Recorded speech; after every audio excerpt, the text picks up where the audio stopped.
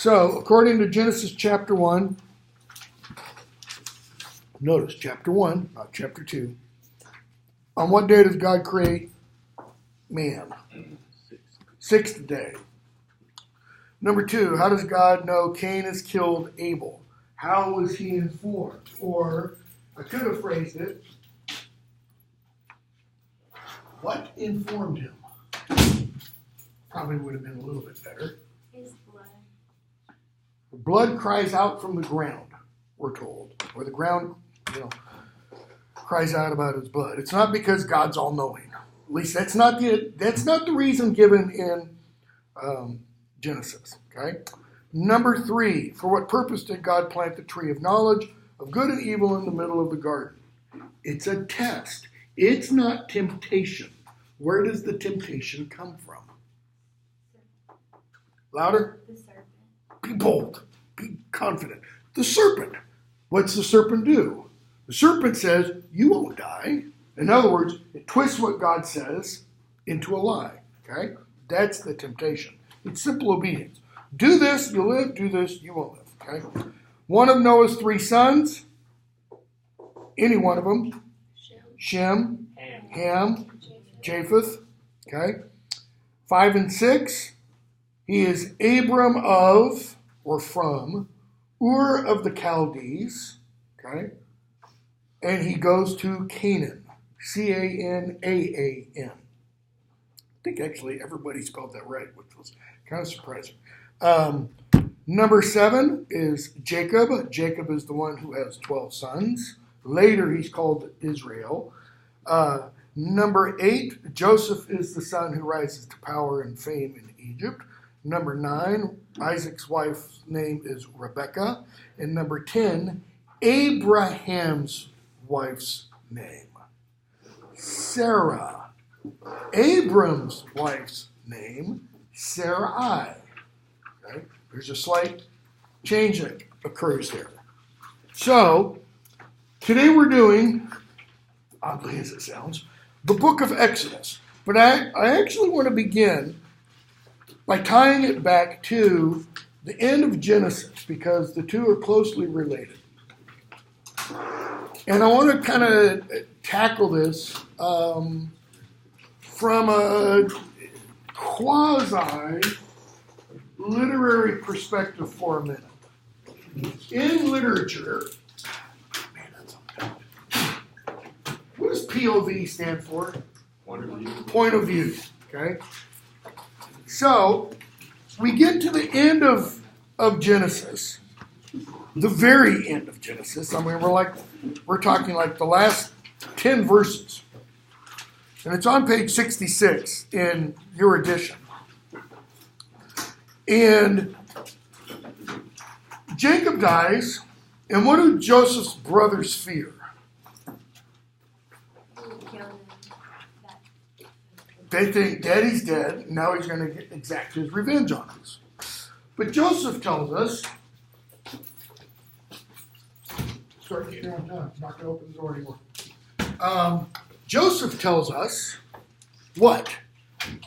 He says, fear not, for am I in the place of God? What's he imply by that? Notice, he doesn't say, fear not, for I am in the place of God. Am I in the place of God? As for you, you meant evil against me, but God meant it for good, to bring it about that many people should be kept alive, blah, blah, blah, blah, blah. So what is Joseph doing there? He's looking back on the past, right? And saying what? Showing mercy. Okay, he's showing mercy, but it's more than that. He's looking back on the past, and they're thinking the past happened how? We kind of touched on this before. They're thinking the past happened linearly, right? They didn't like Joseph. He had dreams. He prophesied kind of. They threw him in a well, dry well. They sold him into slavery. That is, life is acting like this, moment by moment, step by step. Here, Joseph's point of view is what? Looking down on all this from way up above. And he says, looking down on it, or looking back on it, what? all make sense. Because when he was thrown in the pit, do you really think he sat there and thought, it's all God's will? God's going to use me. I'm going to go to Egypt. I'm going to become second in power to Pharaoh. No, not at the time it happened. But now, far in the future, he looks back and he kind of makes sense of all of that. Well, why? Part of why, I guess, is what I'm asking. How are the first 5 books, the Pentateuch, written? From what point of view? And I don't mean authorial. I don't mean who is the exact author. If you read the introduction, it may be Moses, it might be somebody else. Probably began oral tales. It gets passed down. Things get added to, things. Leaving all that aside. What's the real point of view? Because when you open the book of Genesis, how does it sound like it's being narrated? This happens. It's happening right now. And then this happens. And then this happens. And then this happens. That is, it's written from the point of view of the present. Okay? And then when we get to, though we're not going to be reading all of it, obviously, then when you get to the end of the Pentateuch, what do we discover? No, it's not actually. When does it get written down? Later. Much later. In fact, we get our first reference to quote-unquote writing somewhere. I've got it noted down here somewhere. Somewhere in Exodus. I thought I had it written down. I know I wrote it down somewhere. Where God says, write this down as a memorial. Why? Because once it's written, what can't it be done? Or what can't be done with it? Why do you write something down? So you don't forget it. Memories are, elusive. Write it down, you don't forget. Now, you might lose what you wrote it down on. That's always possible. But it becomes much more real, much more concrete when it's written down. Okay? So when we hear that about Joseph, that's Joseph talking about the past. Well, but let's assume, just for the sake of argument, Moses is writing this. This is Moses writing about how long ago in the past? We're told in Exodus, the Hebrews were in Egypt for 430 years. So that's at least 430 years ago. How long before the Hebrews went to Egypt was Noah? We don't know exactly. How about Abraham? Okay, we can figure that a little bit because we know how old Abraham was when he died and how old he was when Isaac was born and how old Isaac was when Jacob was born and how old Jacob was essentially when the sons were born. Okay? So it's all looking back. So open with the beginning of Exodus. And you've got a brief introduction telling us historically when these events probably occurred. Okay? That first paragraph. Sometime between 1350 and 1200 BC. Okay? Various lines of evidence point to the period of the 19th dynasty as the most probable historical period. Notice, no records survive from ancient Egypt that mention Hebrews. None. Okay? But your editors go on and say, there's no doubt Israel's faith rests upon an actual historical occurrence. That is, the Hebrews have all kinds of documentary evidence, so to speak. The first 5 books of the Pentateuch. So, go on in the second paragraph. The book is divided into 2 huge major sections. Okay? One, they leave, God visits Egypt, the plagues and all that, Moses and Aaron, all the miracles. And then, so that's chapters 1 through 18. So those things happen, they leave, 1 through 18. And then the second section, Israel's sojourn in the Sinai. Well, that's what? 19 through 40 and then beyond. That goes into the next couple of books. Okay? We don't see in Exodus, we don't see Moses die. He doesn't die until the end of, almost the end of Numbers. Okay? So, it begins with what? The names of the tribes. Why? Well, Genesis ended with the tribes, essentially in Egypt. And we're told very early on, then Joseph died, and all his brothers, and all that generation. Joseph's dead, his brothers are dead, and all that generation. Okay, generation there can mean literally their wives. That would be one generation. It can also mean Joseph, his brothers, and all of their children. Okay? So now we're talking who's left? Grandchildren. But they continue multiplying. Verse 8. Now there arose a new king over Egypt, who did not know Joseph. And he said, people of Israel have become mighty. They're too many. They're too mighty for us. So, if they're too mighty, and there are too many of them, how can they be put into slavery?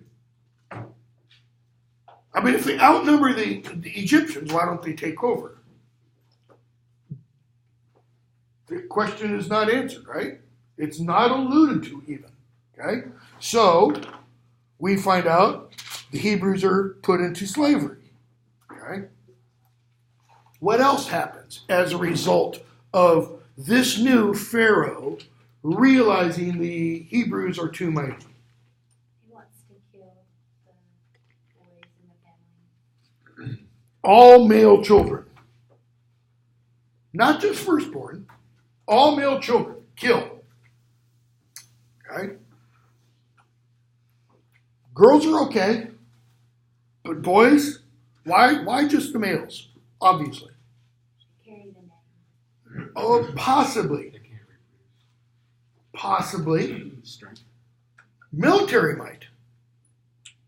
You know, when U.S. forces are out doing stuff, and you know they're reporting back, are they worried about males who are 80 or 5? Not generally, though. With suicide vests and all that now, yeah, a little bit more. But it's generally military age males, which are 14 to 60, depending on where they are and such. So, kill all boys. But the midwives don't. And Pharaoh gets a little upset about this. He said, man, these Egyptians, these Hebrew. These Hebrew women, I mean, boom, they go into labor. That baby just pops right out there. They're delivered before we can get to them. Not a good enough excuse. Okay? So, we find out Moses is born. And Moses' mother puts him in a little, bulrush-formed basket, puts him on the river. His sister watches. She's obviously making sure he doesn't drown. Alligators or crocodiles don't get him. Crocodiles in the Nile, not alligators. Alligators in the United States. And he gets picked up by whom? Pharaoh's daughter. Why is that significant? What's Pharaoh's daughter? Not who. Think power. Think prestige. Princess. She's high ranking. Nobody's going to touch him. Okay? Plus what else? Daddy, please, it's just one. Okay? Father with 2 daughters. So, notice Moses goes from being found in the basket to verse 11, chapter 2. One day, after Moses had grown up. Grown up how old? He's not 10. He's not 18. He's in his 20s at least. In fact, I want to say that he's said to be 40 at some point at this point. Okay? We skip all of Moses' youth. You know, Prince of Egypt. Yeah, the DreamWorks. You get all the backstory about Moses and Ramses together, right? That's all fiction. That is totally fiction. We have no notion that Moses grew up to be kind of second in command after Pharaoh's eldest son. Total fiction. Why? It helps complicate the story. It makes it harder for Moses to do what he has to do if he's going against his seemingly half-brother and best friend. So, one day, after Moses had grown up, he goes out to his people, looks on their burdens. Notice what that is telling us. Different than the film versions. It's different than the Cecil B. DeMille, Charlton Heston 10 Commandments from the 50s. It's different from DreamWorks. What does Moses know while he's being raised, seemingly? He's Hebrew. He looks out on his people. He doesn't look out on those people. Okay? And what's he see? He sees an Egyptian beating a Hebrew. And he goes to stop the Egyptian. How does he stop him? He kills him. The Egyptian isn't killing the Hebrew. Moses kills the Egyptian. Okay? And the next day, he sees two Hebrews fighting. He tries to stop them, and one of them says, "You're going to kill us too, like you did the Egyptian?" And he flees. Goes off into the wilderness. Goes to the land of Midian. And gets married. Serves his father-in-law, Jethro. Chapter 3. Moses was keeping the flock of his father-in-law, Jethro, the priest of Midian, and he led his flock to the west side of the wilderness, came to Horeb, the mountain of God. Notice it's just kind of stated there. There's a mountain, it's God's. Okay? And the angel of the Lord appeared to him in a flame of fire out of the midst of a bush. And he looked, bush is burning, but not consumed. And we're told, Moses says, "I will turn aside and see this great sight, why the bush is not." Nice language, right? Do you really think Moses said, "And I will turn myself aside"? Or does he say, "Holy"? It's burning, but not consumed. And so Moses goes. Now, notice, Moses isn't down here in the plain and sees a twinkling light way up on the top of the mountain, like the Cecil B. DeMille version. He's seemingly on the mountain, and he's just walking, and he suddenly sees there's a bush burning. And so he goes to it, and when the Lord saw that he turned aside to see, God called to him out of the bush. Notice, the Lord and then God. Two different designations. And what does God say? Moses, Moses. He calls. He just says the name. Here am I. Stop. Do not come near. Stop. Put off your shoes from your feet. The place on which you are standing is holy ground. So why did you have to put off your shoes? Well, your footnote tells you that was a custom in Near Eastern societies at this time. And what does he do?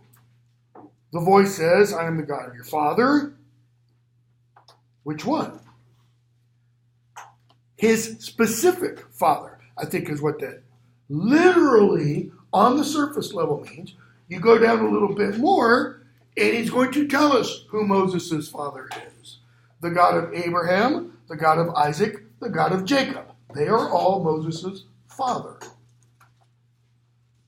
Moses hid his face, for he was afraid to look at God. Is he looking at God? He's looking at the burning bush. But Moses takes that to be what?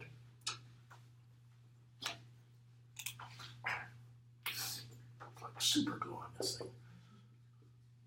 a theophany, or another version of that word, an epiphany, or another version of that, more modern English, a manifestation of God. And he's like, I can't look at you. Notice, Moses is going to get a little bolder as time goes by. Because after the Hebrews leave, and Moses has talked with God a lot on Sinai, he's going to say, let me see you. And God's going to say, no man can see me live. Tell you what, hide yourself in the rock. I'll cover you with my hand, and you can look at my backside when I go by. That's it. Okay? We'll talk about that later. So, what does the Lord tell him? I know about the afflictions of the Hebrews, and I have a plan. I'm going to bring them up out of that land, verse 8, to a good and broad land, a land flowing with milk and honey. Notice, a good and broad land. What's broad mean? Wide. Go to Palestine, Israel today. Israel is not a broad land. You got, let's see, from your perspective, you've got the Mediterranean over here, and you've got the Jordan River right here, because everything beyond the Jordan is modern-day Jordan. Okay? It's like 30 miles wide. That's it. You can stand on the hilltop of one of the monasteries on Mount of Olives, just outside Jerusalem, and you can look west, and you can see the Mediterranean on a clear day. Okay? So, the broad land is not the modern-day boundaries. What is it? It's from the Mediterranean. And God's going to get kind of specific eventually. It's going to be like from the Mediterranean to the Tigris and Euphrates. Modern day, that's Israel, Jordan, Syria, and quite a bit of Iraq. That's all going to be yours. Okay? So, and he tells who lives there now. The place of the Canaanites, the Hittites, the Amorites, the Perizzites, the Hivites, and the Jebusites. The Hittites are up in what is modern-day Turkey. Okay? By the way, until the early 20th century, scholars never thought the Hittites were real. They thought that all these peoples were fictitious, that they weren't real groups of people. And in the early 20th century, there was an archaeological discovery that proved the Hittites were real people. We discovered the Hittite language, for an example. Okay? It's the oldest known form of what are called all the Indo-European languages. English is an Indo-European language. Hebrew is not. Hebrew is Semitic. So Hittites, different linguistically. Okay? So, he says, I've heard the cry of the people, just as he heard the cry of Abel's blood. I've heard the cry of the people. And he says, and I'm going to send you down to bring your people out of Egypt. And Moses replies, who am I that I should go to Pharaoh and bring the sons of... Who am I? Now, if you take Prince of Egypt, 10 Commandments, just a second. Who is he? Well, Pharaoh knows him. Moses is saying here what? I am nobody. Okay? I lost my place. Where'd you go in the book? That was chapter 3, verses 11. Okay? So, who am I? And God says, I'll be with you. And here will be a sign that I've sent you. When you brought forth the people out of Egypt, you're going to serve God on this mountain. Moses, okay, let's get down to brass tacks here, God. How's this going to work out? I'm going to go back to Egypt, because, right, he's not in Egypt now. I'm going to go back to Egypt, and I'm going to go to the Hebrews, and I'm going to tell them, God told me that I'm to rouse you up, and we're going to leave. And they're going to say, What's his name? Who is this God of our fathers? Does that mean they've forgotten Abraham, Isaac, and Jacob? Well, they've been there 430 years. What happens if you receive a promise and the promise isn't fulfilled? I don't know, 5 years, 5 weeks, 5 days. Someone promises to give you a check and you don't get it. You're promised a raise, you don't get it. You start to believe it's not real, right? You know, people who have long engagements, I don't understand that. Yes, we'll get married. In 5 years, you're still not married. That's stupid. This is like an engagement. And it's 430 years. And they've still not gotten married. Okay? So, who are you? What's your name? And God says to Moses, I am who I am. Look at your little footnote. The first one, the letter E in the right-hand column under the indication for the beginning of chapter 4. Or, I am what I am, or I will be what I will be. Okay? And then you have the other note, that's verse 14, verses 13 to 15 down at the bottom of the page.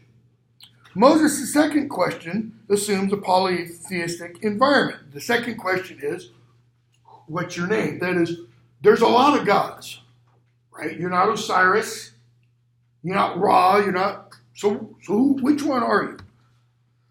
Thus, he must know the identity of the God who's dealing with him. So on the name, see Genesis, skip that part. So, I am who I am is an etymology of the Israelite name for God, YHWH, probably pronounced Yahweh, etc. Treated as a verbal form derived from to be, formulated in the first person because God is the speaker. Okay, the verbal form to be, conjugated in the first person, you don't say I be. You say I am. So why do you then have the who I am? I am who I am and I'm not anybody else. Okay? But what does it really mean? It's not just I am, because I am just implies I exist. Okay? It's a verbal,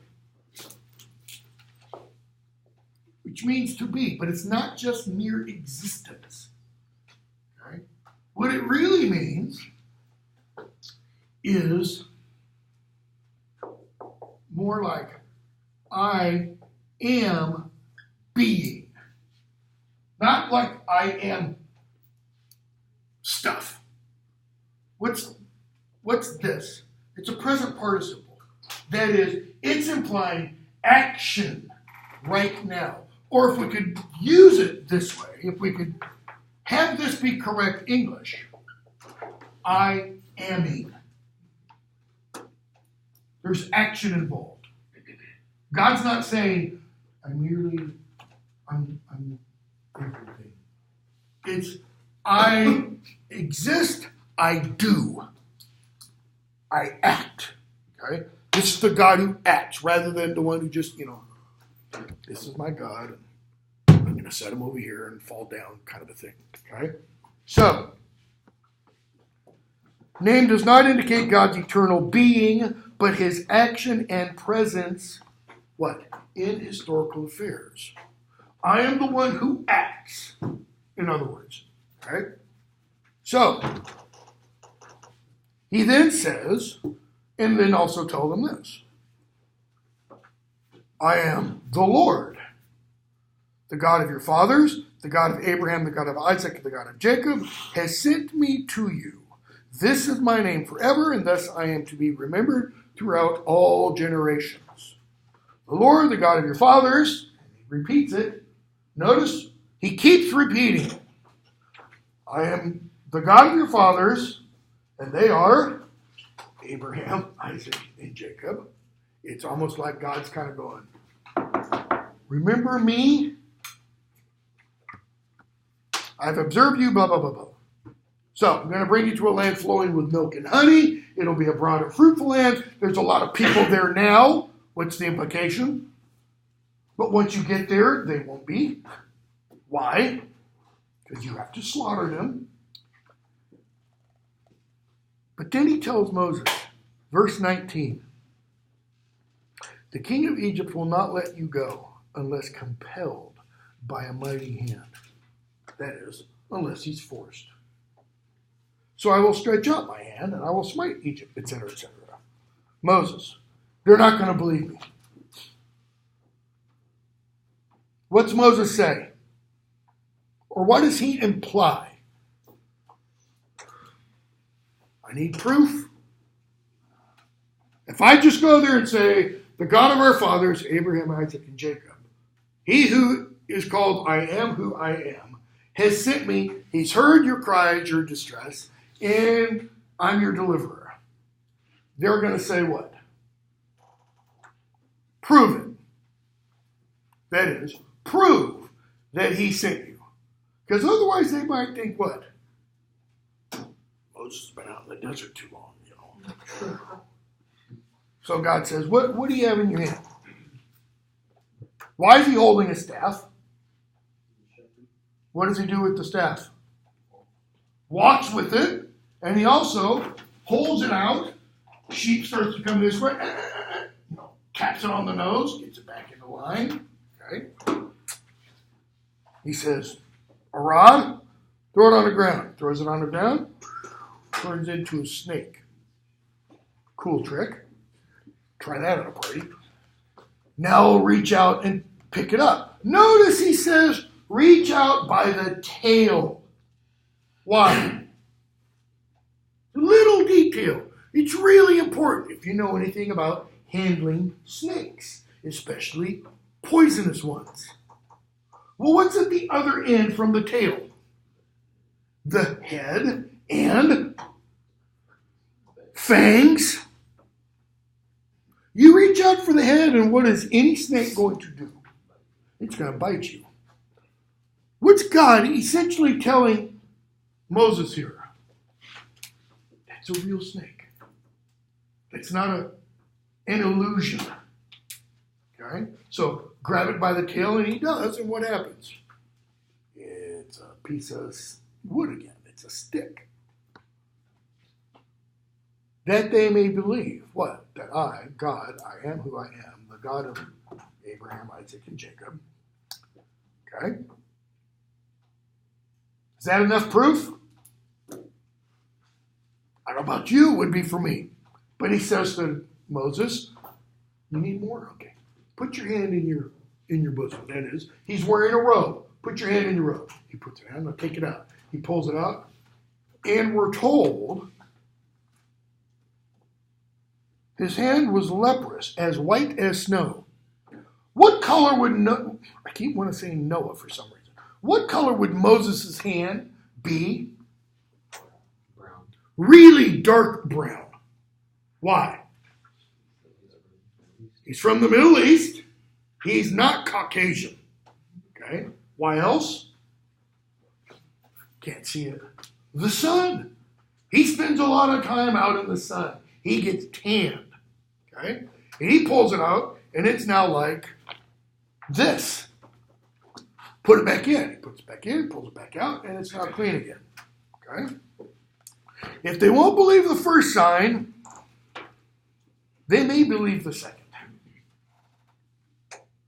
And if they won't believe these,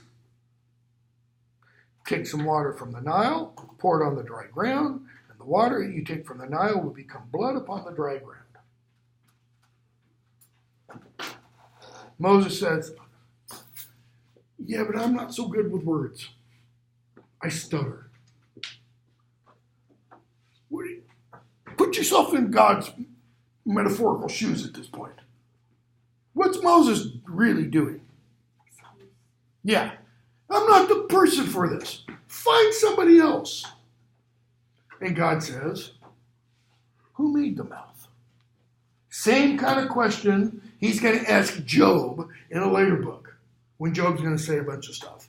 So, who made the mouth? You know, I can make you dumb, I can make you eloquent. But, you've got a problem with speech? Get your brother Aaron. He's good with words. So, Aaron will be the spokesman. I will be you will be the direct conduit to me, so to speak. Any more questions, Moses? And Moses was like, no. Right? So, is it implied that later on he gets over the stutter? Or is it something that... Not necessarily.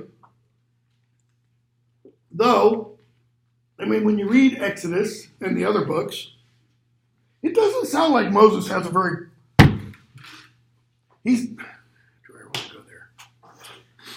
It doesn't sound like Moses has a problem with speeches. He seems to have a pretty good command of language. Okay? So, God says, I'm going to send you, and I will harden his heart. Verse 21, chapter 4.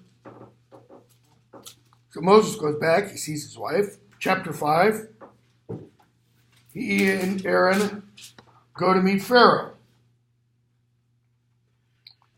And they tell Pharaoh what they want. And Pharaoh asks, just like Moses said, the Hebrews would ask, who is the Lord? But then he adds, and why should I heed his voice and let Israel go? In other words, you got all kinds of gods. How's your God any different than our gods? He goes, no, I'm not going to let him go. In fact, here's what I'm going to do. I'm going to make their work even harder. Now they're going to keep making brick, but now they're going to make it without straw. So you have just mud. What's the purpose of straw in mud? It's a binder. It binds the mud together. It keeps it together. Otherwise, it just crumbles. So now their lives are like 10 times worse than they were. And so what do the Hebrews start to do? Way to go, Noah, Moses, whatever your name is. Way to go, Moses. Sorry, I've got about 3 hours sleep last night. Okay? Verse 15. They come, the foremen of the people, and they cry to Pharaoh, why do you deal thus with your servants? No straw. And he goes on and says, you're idle, blah, blah, blah.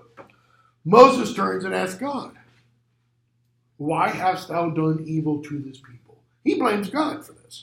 Okay? God says, chapter 6, verse 2, I am the Lord. What do we know is going to follow? I appeared to Abraham, to Isaac, to Jacob. And how did he appear? As God Almighty. Is he saying, I am not God Almighty? No. He's saying, I appeared to them as God Almighty. You ain't seen nothing yet. And by my name, the Lord, I did not make myself, but by my name, the Lord, I did not make myself known to them. Okay? He said, I promised them, I made the covenant. So now, verse 6. Say therefore to the people of Israel, I am the Lord, and I will bring you out from under the burdens of the Egyptians. Now, when he keeps saying, I made these promises to Abraham, Isaac, Jacob, blah, blah, blah, blah, blah, what evidence or knowledge do the Hebrews have of those promises? They don't have Genesis, right? Right. They don't have Genesis. They don't have a written record of it. They have the record that's been passed down orally. So, say this. I'm going to bring you out from your burdens, under your burdens. I will deliver you. I will redeem you. And you will see great acts of judgment. I will take you for my people, and I will be your God. And you will know that I am who I say I am. How? Because of his great acts, because of his judgment, etc., etc. Okay? So, I will bring you into the promised land. So, he tells Moses, go talk to Pharaoh. Okay? And then we get the divisions of the people. Okay? The rest of chapter 6. So pick up with chapter 7. So God says to Moses, Aaron's going to be your prophet. I'm going to harden Pharaoh's heart. Pharaoh's not going to listen to you. I'll lay my hands upon Egypt, etc., etc. So verse 8, they go to Egypt. They go to Pharaoh. Moses says, let my people go. Aaron throws down Moses' rod. Verse 10. Aaron cast down his rod before Pharaoh and his servants, and it became a serpent. Pharaoh summons his wise men. And you've all seen the films. Either Prince of Egypt or the Ten Commandments. And what do Pharaoh's magicians do? They throw down rods and they turn into serpents.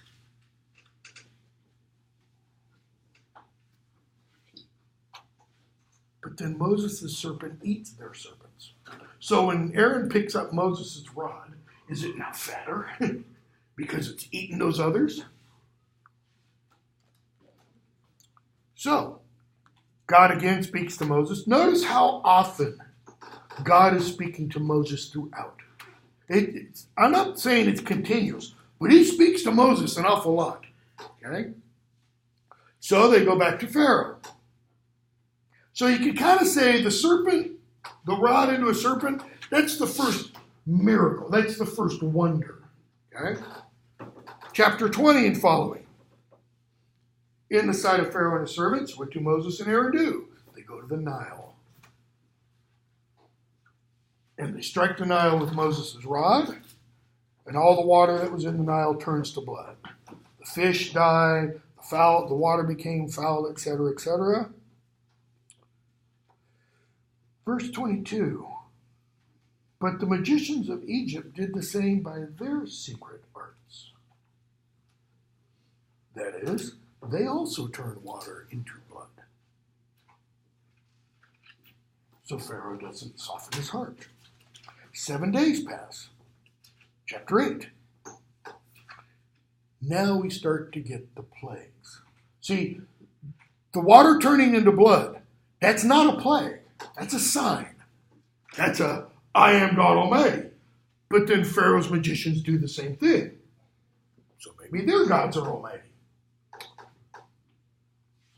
So God's kind of playing poker here. He says, all right, I see your Nile into blood, and I raise you frogs.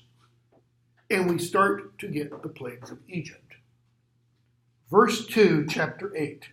If you refuse to let them go, I will plague all your country with frogs. And what happens? Plagues all the country with frogs. Okay? What's the next plague? Same chapter, verse 16 and following. The dust of the earth will turn into nets. Okay, so think of dust. A little teeny tiny grain of dust. That becomes a net. All the dust turns into nets. Little tiny stinging / biting bugs. Okay? The magicians say, this is the finger of God. In other words, the magicians are like, we can't touch this. But Pharaoh's heart's hardened. 20 and following. 21 and following. After gnats, flies. So frogs, gnats, flies. Maybe if you'd done gnats and flies first and then frogs, the frogs would eat all the gnats and flies. But that's not the order.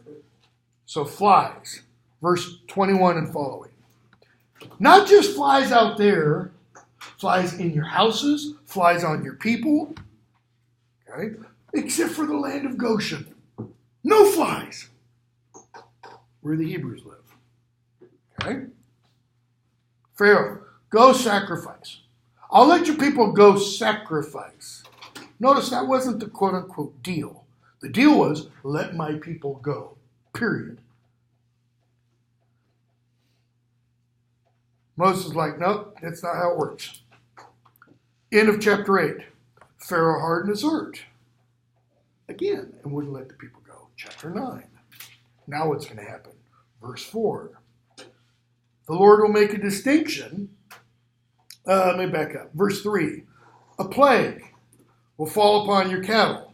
The horses, the asses, the camels, the herds, and the flocks. In other words, all the livestock. Except, verse 4, a distinction between the cattle of Israel and the cattle of Egypt. All the livestock of Egypt will be plagued and die, but not the livestock of Israel. And the Lord does this. Okay? Still, Pharaoh doesn't let him go. Yes? So in verse 12 it says, "But the Lord hardened the heart of Pharaoh." Now, is that kind of like the Pharaoh's just getting mad at this point? I think he's gotten mad earlier. But there's a difference when it says that Pharaoh hardened his heart. And now, There's a difference between Pharaoh hardening his heart and God hardening his heart. And before all this even begins, what does God say? I will harden Pharaoh's heart. For what purpose? So that all this stuff can be done. Why? So that Pharaoh knows that God is God Almighty? No. So who does? So the Israelites do. Why? Because it's implied they've forgotten. Okay? So, 12.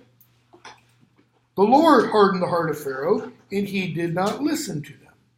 So, God says to Moses, get up the next morning, and, verse 14, for this time I will send all my plagues upon your heart, upon your servants and your people, that you may know that there is none like me in all the earth. For by now I could have put forth my hand and struck you and your people with pestilence. You would have been cut off from the earth. But for this purpose have I let you live, to show you my power, so that my name may be declared throughout all the earth. You are still exalting yourself against my people and will not let them go.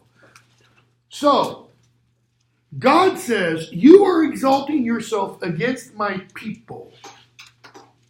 Is that what is meant by Pharaoh hardens his heart? He hardens his heart. What would the opposite be? Softening his heart. Humbling. But he's not humbling. He's exalting. Okay? So, God says, tomorrow, about this time, hail. And hail like has never been seen before comes. Okay? Verse 25. The hail struck down everything that was in the field throughout all the land of Egypt, man and beast, plants, etc., except for Goshen, where the Hebrews are. Pharaoh sent, calls Moses, says, I have sinned this time. What's he mean, sinned? I really screwed up. Doesn't mean I made a mistake. Means I missed the mark. The Lord is in the right, and I and my people are in the wrong. Notice, I and my people. Pharaoh is wrong there. His people aren't the ones in the wrong. Why? They're not the ones with the power, right? They're not the ones who have the ability to make the decision. So why does he say, I and my people are in the wrong? He's not distinguishing himself from them. He wants to not be separated as part of his not humbling himself. Okay? So, 35, just before chapter 10.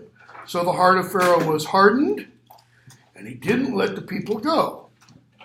So God speaks again to Moses. And he tells him, I have hardened his heart and the heart of his servants, that I may show these signs of mine among them, and that you may tell in the hearing of your son and of your son's son, how I have made sport of the Egyptians. Made sport. What's that image? What's God doing with the Egyptians? Have you ever seen, my cat does this because it's a sadistic little sucker. Have you ever seen a cat catch a mouse? Or like mine likes, lizards. Catch a lizard, bite it, harm it, and then drop it. And let it try and scurry away, and then jump on it. And, bat it around a little bit, bite it again. And, the lizard's just barely moving, trying to get it. And finally the cat will eat the thing. It's kind of the image here. Well, we look at that and we go, like I just said, sadistic little thing. Is God being sadistic? Is God being cruel? Well, Job is going to ask that question. And God's going to say to Job, who are you to ask me such questions? I am God. I made everything, which means I can unmake everything. End of discussion. Okay? So, Moses and Aaron go to Pharaoh and say, how long will you refuse to humble yourself? If you don't let my people go, what's the next plague? Locusts. What are locusts? They're not grasshoppers. They're like this big grasshoppers. There's been some swarms in the United States recently that have been so big, the swarms have, they've shown up on air traffic controllers' radar, blocking out, stuff. Okay? Pardon? Yeah. And they can go in and they can, denude acres in a matter of hours. Just strip everything down to bare earth, essentially. So, locusts are going to come. Pharaoh's servants come and go, how long are you going to let this keep going on? Stop talking to Moses. Okay? So, God brings locusts. Pharaoh says again, I sin, forgive my sin. End of chapter 10, God hardens his heart. Pharaoh doesn't let them go. But he does tell Moses, don't come into my presence again. I see your face again, you die. Moses said, don't worry, you won't see me again. And the Lord tells Moses what? What's his coup de grace? What's his greatest plague? Death of firstborn. Firstborn what? Son. Everything. Firstborn cattle, firstborn horses, firstborn children. Thus says the Lord, verse 4. I will go forth in the midst of Egypt, and all the firstborn in the land of Egypt shall die, from the firstborn of Pharaoh who sits on his throne, to the firstborn of the maidservant, and all the firstborn of the cattle. And we get a description, beginning in verse 12, chapter 12, of what? What's going to occur?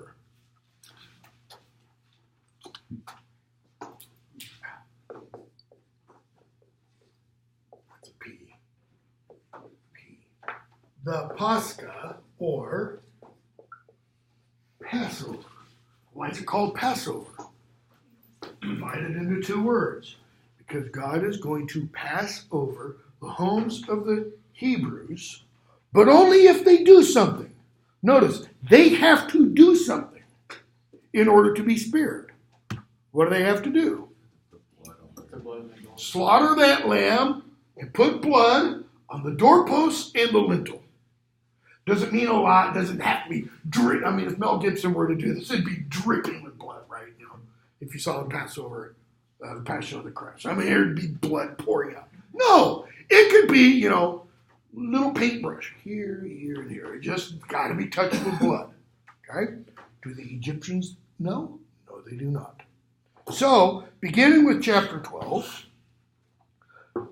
God says, this is going to be the beginning of months. You're going to do this as a memorial. And he starts to lay down the law of Passover before Passover has even occurred. And you're going to do this as a memorial. That is, every year you're going to do this. Okay? Verse 12, chapter 12. I will pass through the land of Egypt that night, and I will smite all the firstborn, blah, blah, blah, blah, blah. The blood will be a sign upon the houses where you are. When I see the blood, I will pass over you, etc. Okay? So, that's exactly what happens. Verse 40. The time that the people of Israel dwelt in Egypt was 430 years. And at the end of that 430 years, on that very day, all the hosts of the Lord went out from the land of Egypt. So 430 years to the day. I'm thinking to the day means to the day when Jacob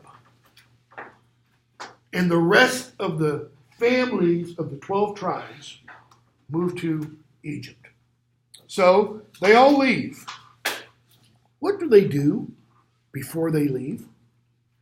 What does God tell Moses to tell the women specifically to do?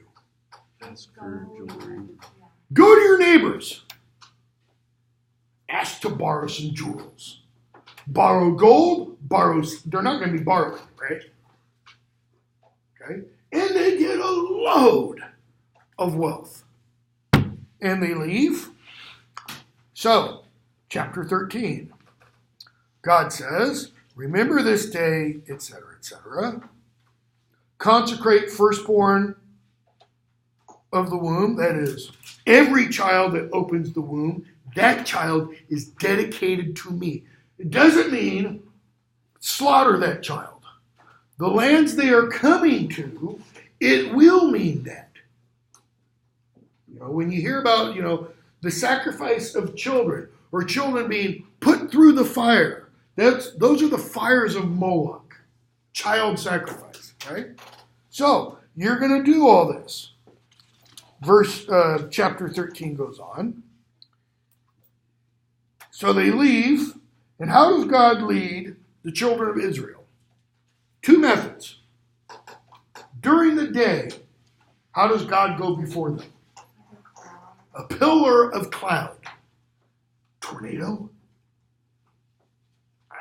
I've only seen 2 actually, pillars of clouds. They've both been tornadoes. Okay? Something like that. And at night? Okay, so tornadoes, natural occurring phenomena. Night? Maddie? Fire.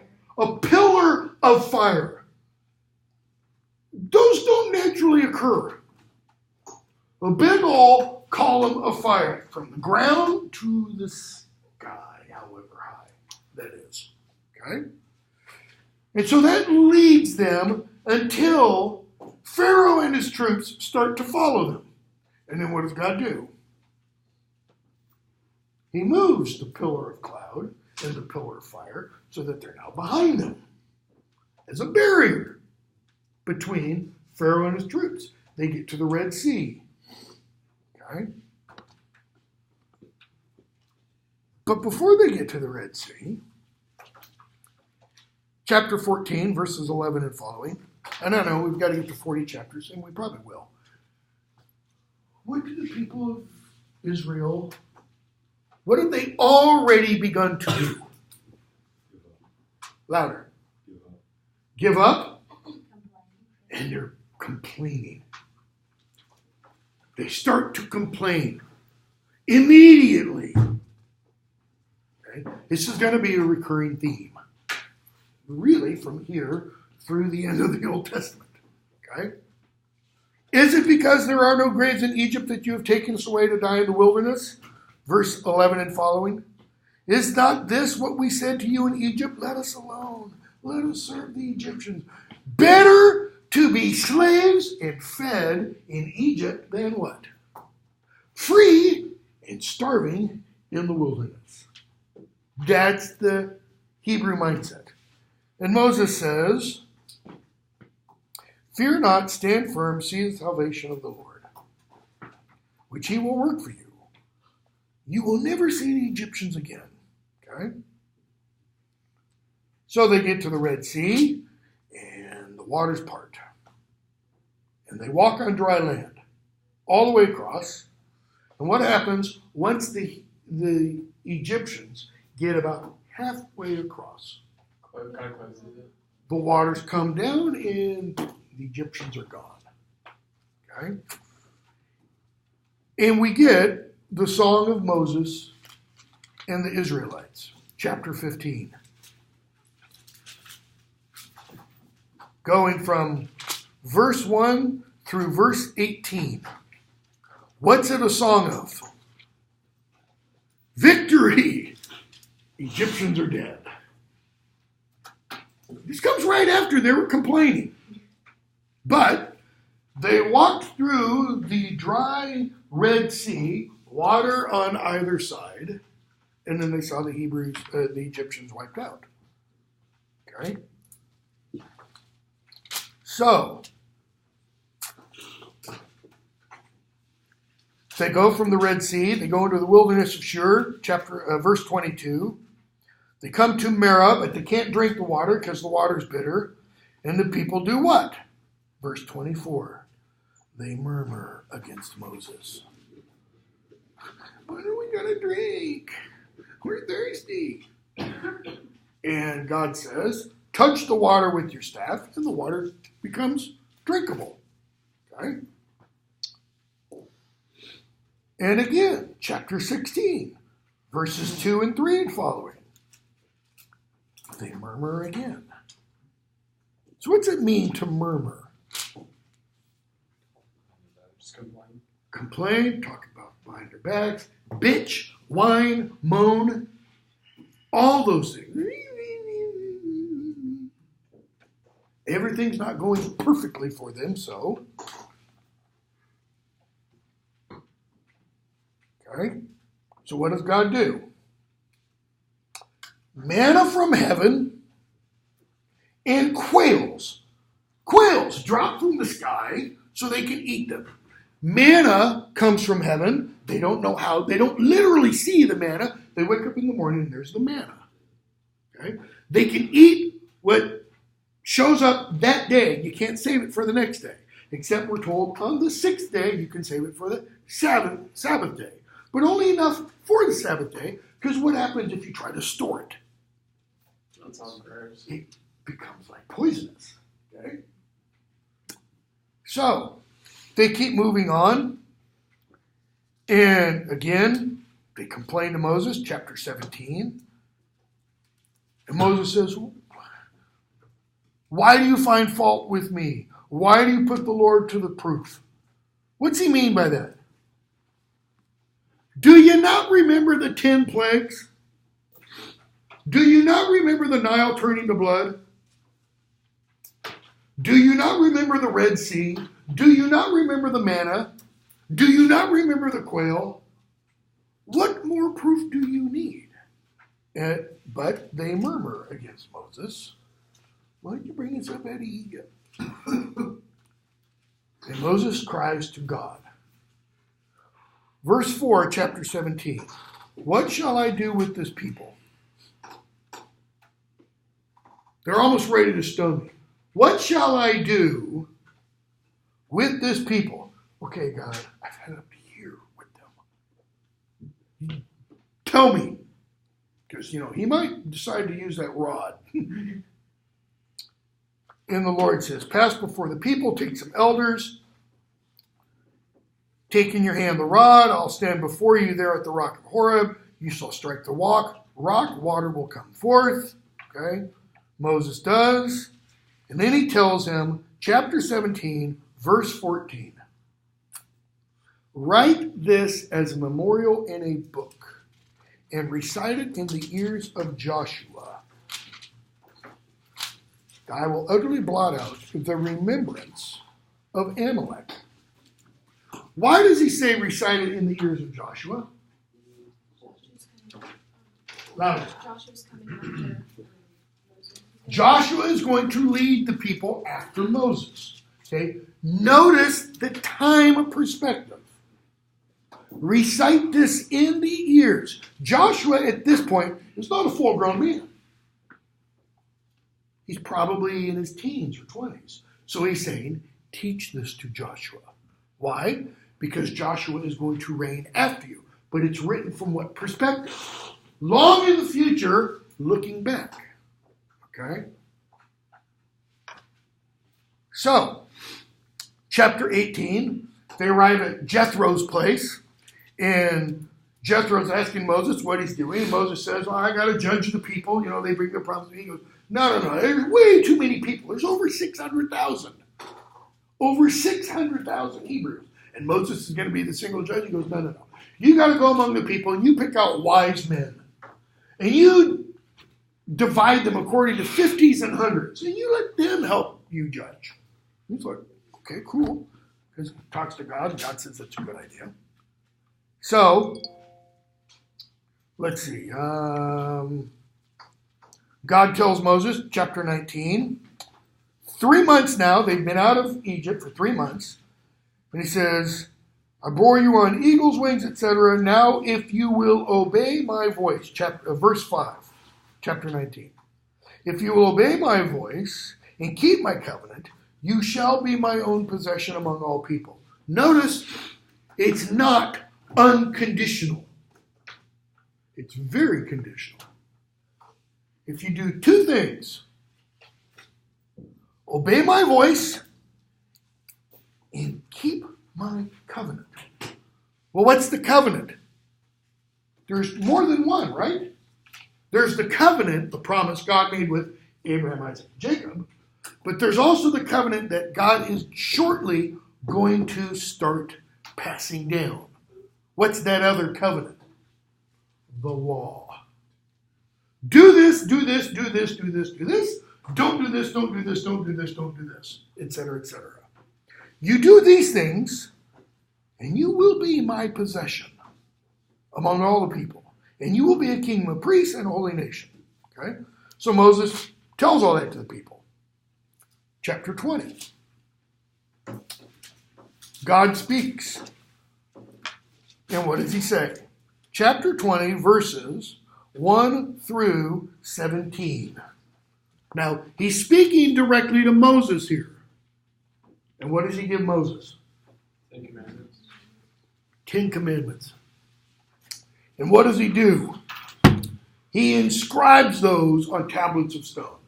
So God cuts the tablets of stone, first of all, and then he writes it all down in the handwriting of God with the finger of God. And Moses breaks them. And then Moses gets pissed and, breaks them. Okay? So, let's see here. Skip the rest of 20. Go on to 21. So beginning with 21 through 24. We're just going to do that. Through 24, what do we have? Laws. Dietary laws, clothing laws, laws dealing with various offenses, etc. Okay? Chapter 25. More laws, and also the beginning of the construction or the design, the architectural plans, so to speak, of the Ark of the Covenant, okay, and the tabernacle. The tabernacle, the big tent, it's huge. That's going to be constructed, and the Ark of the Covenant will be placed in the Holy of Holies in that tent and such. Okay? Moses is on Mount Sinai here for 40 days while he's hearing all this. 26, description of the tabernacle and then the priesthood. You're going to set apart certain people, sons of Levi. They're going to wear certain clothes, and everything they wear is going to be symbolic. You're going to have the ephod. The ephod is going to have the 12 stones, one for each tribe. The bottom of the hem of the robe is going to have what sewn onto it? Bells. Why? Why would you wear bells? Well, because every year on the high day, modern day Yom Kippur, if there were a temple, the high priest does what? Goes into the Holy of Holies in the temple. Here, it's into the Holy of Holies in the tabernacle, and does what? Will offer a sacrifice to God. Well, he's in there, other people outside the Holy of Holies. He's got bells all around his garment, the hem of his garment. So he moves, and what do you hear? Tinkle, tinkle, tinkle, tinkle, tinkle.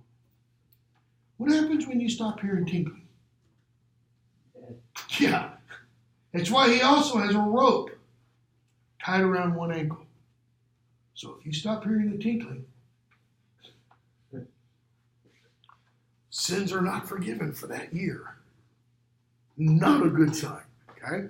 So, goes on to the description of what the tabernacle will be made out of, goat skin and badger's fur.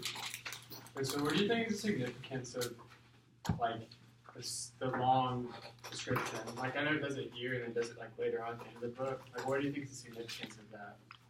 God's being specific. They're, like, recording it in the book.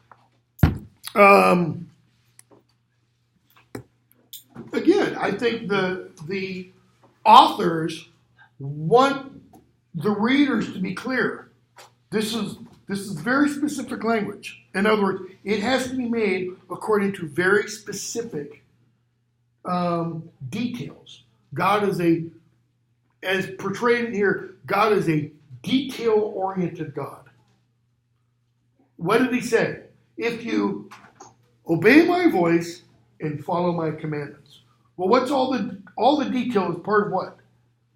It's part of following my commandments. In other words, we ran out of badger skins. We're going to replace it with skunk. Looks similar, black and white stripes, right? That going to cut it? No, it's not. Obey means what? Back to the garden. Obey. Simple obey. Okay? I think that's probably the reason for it. I don't think there's numerological significance. Some people do. Some people read, the construction of the tabernacle as, there's all this great, deep, symbolic meaning. Possibly. One of the things you see in the tabernacle, there's imagery, right? There's all kinds of imagery on the inside of the tabernacle. You've got imagery of animals and birds, etc., etc., etc. Okay? And yet God says, thou shalt make no graven image. Well, some have interpreted the thou shalt make no graven image to mean you cannot portray any real thing in carving, in photography, in painting, in drawing, etc. Islamic art, you have no persons portrayed. None. Not just Muhammad, which is why the Muhammad cartoons were such an offense several years ago. Even you or me. Why? Because that's a graven image. Okay? What does God mean? You shall have no graven image, but it's for what? For worship. Okay? And we're going to see how important that is when we get to Judges. Because what's going to happen? The Philistines are going to get the Ark of the Covenant. And they're going to take the Ark of the Covenant and they're going to set up their god, Dagon, next to the Ark of the Covenant. And the next morning they go in and Dagon's on his face. They set him back up right, like there's a minor earthquake or something. And the next morning they go back in and Dagon's on his face again. Why? Thou shalt have no other gods before me. It's kind of godlike going. Whack. Okay. So, 29, we get the consecration of the priests and such. Go on to 32. Moses has been up on Sinai now. 40 days and 40 nights. Talking with God. God's giving him all this. He's probably taking notes. He's probably writing all this down. And God says, you better go back down. Why? Verse 7. Your people, notice, your people, God doesn't say my people, your people, whom you brought up out of the land of Egypt, have corrupted themselves. Well, what has happened while Moses has been gone for 40 days and 40 nights? The people go to Aaron and say what? Make us a god. Make us a golden calf. Why? So that we can worship it. What's going on at the top of Mount Sinai while Moses is up there talking with God? What do the people see from down below? First of all, it's covered in darkness and cloud the whole time. But there are flashes of lightning. That's not normal in the Middle East, in the desert. Okay? So we find out what they did. And God says, verse 9, it is a stiff-necked people. Now therefore let me alone, that my wrath may burn hot against them, and I may consume them. But of you I will make a great nation. In other words, I'm going to go down and kick their you-know-whats. I'm going to slaughter every last one. But I'll still make a great nation out of you, Moses. And Moses does what? It's the first time. Well, take that back. He does pray to God earlier, we need water, etc. But this is the first time Moses does what? And it's why he becomes a type, a forerunner, so to speak, of Christ. He intercedes. He puts himself between God and the people. He says, no, don't. Why does thy wrath burn hot against thy people whom thou hast brought in? You said, I brought them out, but thou hast brought them out, etc., etc. Okay. So Moses goes down. He's carrying the tablets. Yes. I was going to ask, do you think what the reason that God said it's your people with a reference to back in Genesis when he said it was the people that you brought? Yeah. Or the one that you brought before me? So Moses comes down. He's got the tables. Joshua hears the people. And Moses throws the tables and breaks them at the foot of the mountain. He takes the calf, he burns it with fire, and God tells him to do what? Kill the evildoers, and 3,000 are killed that day. It's not God zapping people. It's Moses and warriors going off and killing them. Okay? So God sends a plague upon the people because of the calf. Chapter 33. God tells Moses, depart, go up hence. And they do. Verse 17. God says, Moses says, show me your glory. God says, I will make all my goodness pass before you, will proclaim before you my name, the Lord. I will be gracious to whom I will be gracious, will show mercy on whom I will show mercy. There's our explanation for, and God hardened Pharaoh's heart. I will be gracious to whom I will be gracious. That is kind. I will show mercy. And those I won't. But you cannot see my face, for no man shall see me and live. So, God goes past Moses. Skipping a bunch, what does Moses look like when he comes down after this? His face is shining. Okay. So, chapter 34, God says, cut out 2 more tablets. And Moses does. And God writes the 10 commandments again. Moses cuts the tablets, but God does the writing. Okay? And he tells them, follow my laws. Moses tells the people that. 35 and 36. Moses tells the people, here's what God has commanded. 6 days you work, 7th day you rest. It's the holy Sabbath. Notice, did they know about the Sabbath before? Is it clear they knew about the Sabbath before? Yes. How? When they gathered the manna. When? When they were in the desert. When Moses was bringing them to the land. Okay. What I mean is, before the Hebrews left Egypt. Killing the firstborn. Louder? Killing the firstborn. Okay. But we don't hear earlier in Genesis God instituting the Sabbath other than Genesis 1 and 2. That is, we don't hear about Abraham following the Sabbath, or Isaac, or Jacob. This is the law now being instituted. Okay? So Moses and the workmen do what? From 37 through the end of 40. They construct the tabernacle. They build the furniture of the tabernacle. Okay? Now, we're going to stop with the Pentateuch there because we don't have time. I wish we did. But the rest of, Leviticus, Numbers, and Deuteronomy are the tabernacle, The wandering in the wilderness for how long? 40 years. Why? Everybody who comes out of Egypt, with 2 exceptions, dies. The 1 or 2 exceptions, Joshua and Caleb. Okay? So, Thursday, Judges.